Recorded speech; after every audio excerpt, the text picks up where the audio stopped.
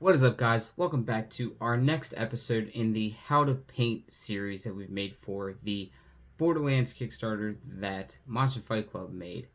So, today we are tackling Gaige. I think this is going to be a fun one. Now, she is not the last of the characters that we have to paint. Just to let you know, I did say that she was going to be fun and I wanted to kind of do her and Deathtrap last.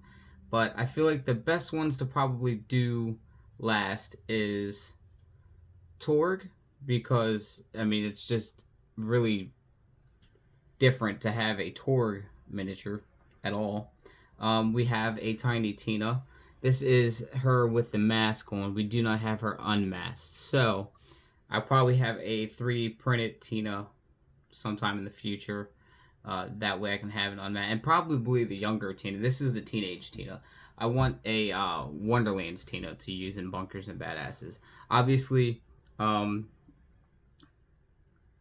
tomorrow we will have Deathtrap painted up, because I want to do him right after Gaige so they can go together. So we have Deathtrap. That's going to be fun. Alongside with the Tina, probably the day after Tina, we are going to tackle Butt Stallion. I have a really good idea how to do Butt Stallion, because I did paint a Butt Stallion before. I kind of kit bashed one together. And then we're going to go through with Moxie, the Moxie that I have, which is a 3D printed Moxie. And we have a couple claptraps, and then we'll move on to the bad guys. We haven't done any bad guys yet. I mean, we did some like Aurelia and shit like that, but actual like bandits and stuff like that, they're gonna be pretty fun. And we got Skags as well. So let's go ahead and get our references up for Gaige, because this is one that you probably need to look at references, because she has a lot going on with her character model. Okay, so this is a Borderlands 2 Gaige, just to let you guys know, because we do have a Gaige in Borderlands 3. So this is Borderlands 2 Gaige, which is great.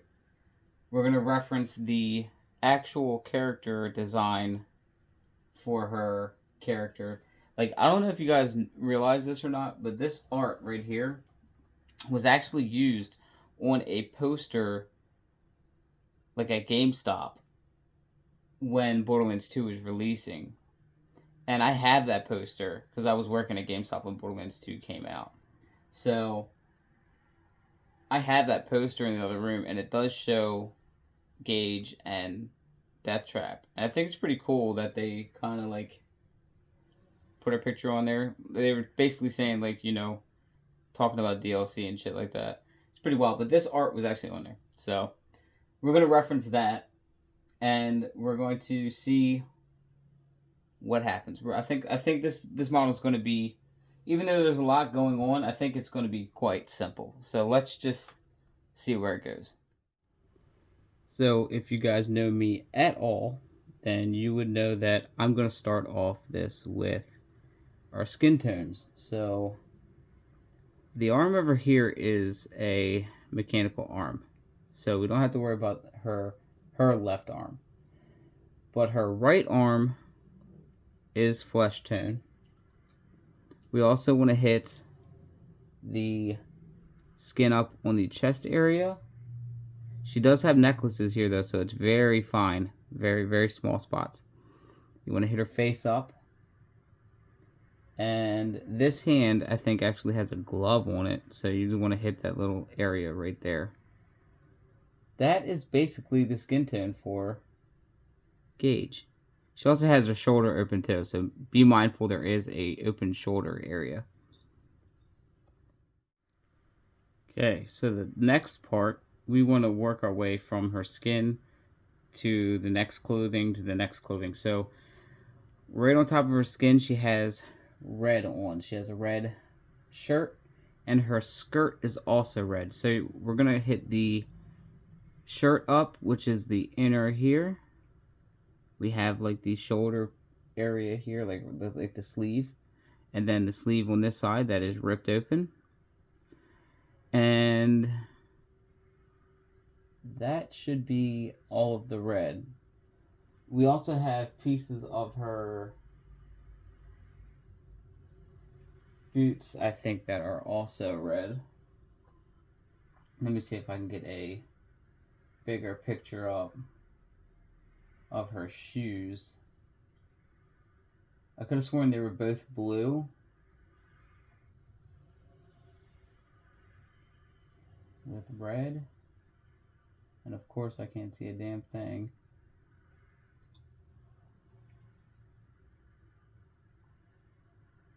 This is blurrier than shit. Let's go to DeviantArt. Yeah, so her shoes are actually blue, but the front is red. So where the laces would be, that's also red. So we're going to hit that up as well. So for the red, we used a dirty red from AK Paints. So now we're going to move on to the blue. The blue is going to consist of painting her jacket and her shoes. You do want to leave room for the soles and the tips. That's going to be white or an off-white. Yeah, so that's going to be the blue. So what we're going to use for the blue that she has is a gray blue, because it's kind of like a jean jacket almost. Kind of. But it kind of gives that feel. Now, it is a little bit darker, but what we're going to do is, since we're going to glaze with a Gravelord Gray, this gray blue will be darkened up quite a bit. So we're going to use this color as our base. Okay, so we're going to take a break on the clothes for right now. We're going to go to her hair. She has orange hair. So we're going to use our cadmium red. This is a perfect orange. It's the exact orange that I've been painting the names on the bases with.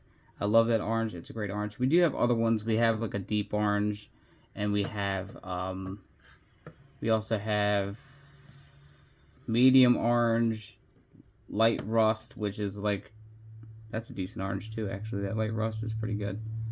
Light orange, luminescent orange, fluorescent orange. We have oranges for days. Same with yellow. Actually, most of our colors we have way over the amount of that we need. But you're always going to need different shades. So we're going to use the cadmium red, and we're going to do the hair. We want to avoid the glasses that she has there, because she has like some glasses on her head. So you want to make sure you hit the hair up. That, I think, is the only orange piece that is technically on here. So let's go ahead and do the hair. Now with the hair done, we are going to work on the leathers. So she does have some leather, a leather like piece on her leg here. So you want to hit that. And then she also has a leather belt that goes all the way around. So you got to hit the holster. You have to hit all of these little pieces. Even the vault symbol thing right there, we're going to go back over that with a gold or a brass. I might hit it with a brass. Brass looks really good. And then we have to hit certain parts with... We'll wait till we do the legs, because she has stockings on, and I'm going to have to hit a couple other areas. So, yeah, we're going to do the browns right now and see where that gets us. Our browns are now placed, so we are going to move on to a basalt gray. The basalt gray is going to be put into some simple areas. So we want to put basalt gray down here on this little thing. That's, I think it's like a knife or something in a like little leg pocket strap-on thing. Then we're going to want to use the basalt gray to do the trim of the jacket and the shoulder area. And then we are going to want to do the basalt gray on this side when this little piece is hanging on the side there. I think that is, oh, and the hair, the little pins in the hair, we want to also hit that as well. You can also, since she's holding a hammer, hit the hammer piece with a basalt gray as well if you want to do it that way. All right, so we hit the glasses up with a yellow. It was, I think it was a deep yellow that we used. So we did hit that up, and we also dry brushed metallic on some of the metallic parts. What we're going to do now is we're going to move on to an off-white, and we are going to do her stockings and the edge of this lunchbox here. And we're also going to use a mix between Tenebrae Gray and Basalt Gray. And we're going to do like certain little trims like around the waist area and stuff like that. And then we're also going to hit pieces of the stockings up because that is also dark. Okay, so we are now going to put some brass on the vault symbol here. And we are going to do it on this little wrist thing. So she has, sorry. So she has, I keep putting it out of frame. So the wrist thing right here, we're going to hit that. And we're going to hit the vault symbol right there.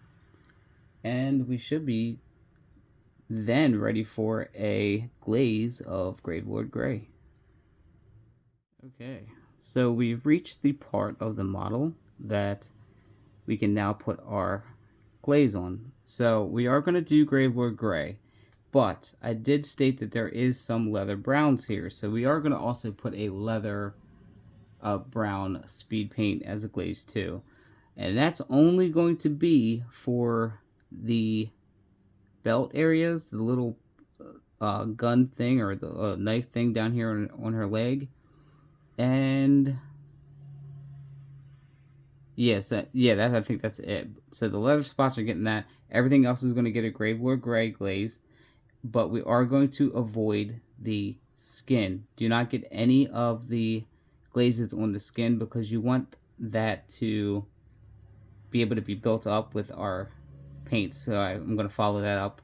The skin tone, I'm going to follow up with a beige red, and then I'm going to highlight specific things like the bridge of the nose, the cheekbones, fingertips, the muscles that are pointing towards the sky, which she's not really muscular, but any parts where light would hit, I'm going to hit that very lightly with a mix between beige red and pale sand.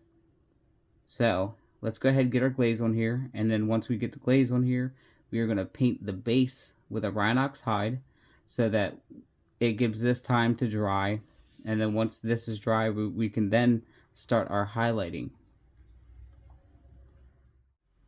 So what you want to do when highlighting is take the same colors that you were using before and just hit the edges and like the folds of clothes and stuff like that. Once you put your either wash or glaze on, it darkens the tone of the model again. So since it darkens it down, the same colors that you were using are now lighter than what is on the model. So they're perfect for highlighting at this point and making the miniature pop. So we're going to get the highlights on here, and then we are going to dry brush some light earth on the base down here. And I will paint the rim of the base black, and I will put her name right here on the front. And then she'll be done. And here's Gaige, completely painted and ready to hit the tabletop. She is definitely one of the fun minis to paint because she has so much going on with her character model. She got the cool skull on her back. She looks like anarchy. And that's what's just great about her.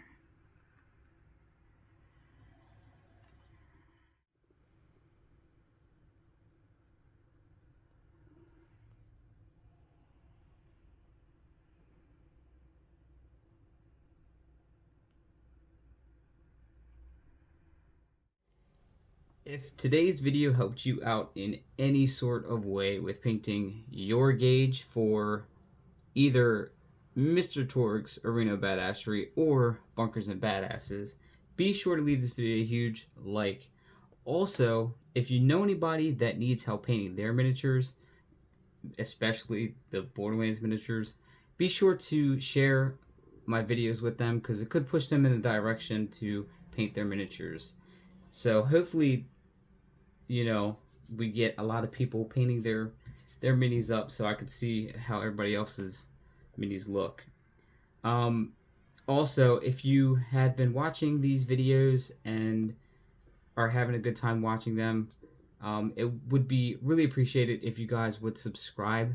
We did just reach our 800 sub mark this week, and we are extremely excited about it. We really appreciate all of you guys that have stuck with the channel through everything. We've done this for quite a bit now, and we're almost reaching 1,000 videos. So yeah, we're getting up there with the content that we have on the channel.